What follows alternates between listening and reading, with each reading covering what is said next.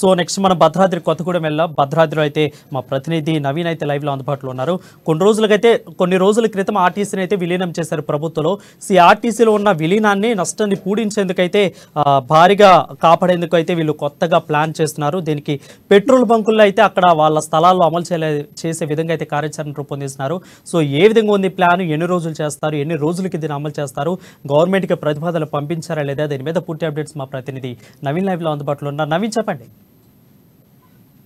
Thank you Varun. నష్టాల్లో ఉన్నటువంటి ఆర్టీసీని ఏ విధంగానైనా కూడా లాభాల్లోకి తీసుకురావాలని సజ్జనార్ అయితే అనేక ప్రయత్నాలు చేస్తున్నట్లుగా కూడా మనం చూడవచ్చు. దీంట్లో భాగంగానే భద్రాద్రి జిల్లాలో ఉన్నటువంటి అంటే ఇటు కొత్తగూడెం కావచ్చు, ఇల్లందు, బుర్గంపాడు, చెర్ల, వెంకటాపురం ఈ అన్ని ప్రాంతాల్లో కూడా ఆర్టీసీ స్థలాలలో పెట్రోల్ బంకులు ఏర్పాటు చేయాలని, పెట్రోల్ బంకులు ఏర్పాటు చేయడం ద్వారా పెట్రోల్ బంకు ద్వారా వచ్చిన ఆదాయంతో ఆర్టీసీని ఎంతో కొంత లాభాల్లోకి తీసుకురావచ్చని ఉన్నత అధికారులు అయితే వీరందరూ కూడా ఒక ఆలోచన చేసినట్లుగా కూడా మనం చూడవచ్చు. అంటే ఇప్పుడు దీని ద్వారా పెట్రోల్ బంకుల ద్వారా వచ్చే ఆదాయంతో ఇటు ఆర్టీసీకి అయితే ఎంతో కొంత లాభం చేకూరే అవకాశం కూడా ఉన్నట్లుగా కూడా మనం చూడవచ్చు. ముఖ్యంగా మనం చూసుకుంటే ఇటు భద్రాద్రి జిల్లా వ్యాప్తంగా కూడా ఇప్పుడు అంటే 6 నుంచి 7 పెట్రోల్ బంకులు కూడా అంటే నిర్మాణం కావాల్సి ఉండగా ఇప్పటికీ కేవలం కొత్తగూడెం ఒకటి మాత్రమే అంటే ఓన్లీ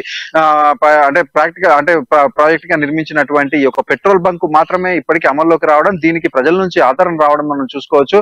అదే విధంగా జిల్లాలో రావాల్సినటువంటి మిగతా పెట్రోల్ బంకులు ఏవి కూడా అంటే ఆర్టీసీ అధికారులు ఇప్పటికే స్థలాలు సేకరించారు. అదే విధంగా వీటికి సంబంధించినటువంటి ప్రాజెక్ట్ ని మొత్తం కూడా ఉన్నతాధికారులకు అంటే రాష్ట్ర ప్రభుత్వానికి పంపించినప్పటికీ ఇప్పటికీ ఎటువంటి పైనుంచి గ్రీన్ సిగ్నల్ రాకపోవడంతో ఈ పెట్రోల్ బంకుల ఆలోచన అన్ని కూడా ఇప్పుడు అటకెక్కినట్టుగా కూడా మనం గమనించవచ్చు. ముఖ్యంగా మనం చూసుకుంటే ఈ యొక్క ఆర్టీసీ పెట్రోల్ బంకుల వలన ఇటు ప్రజల నుంచి మంచి ఆదరణ లభిస్తుంది. అదే విధంగా ఇటు ఆర్టీసీకి అయితే లాభం కూడా వచ్చే అవకాశం కూడా ఉంది. ఎందుకంటే ఇప్పుడు ఈ యొక్క పెట్రోల్ బంకులకు సంబంధించి ఈ యొక్క ఇప్పుడు ఆర్టీసీ స్థలాలు అన్ని కూడా చాలా వరకు కూడా ఖాళీగా ఈ జిల్లా అంటే మెయిన్ రోడ్డు వెంబటి ఉన్నటువంటి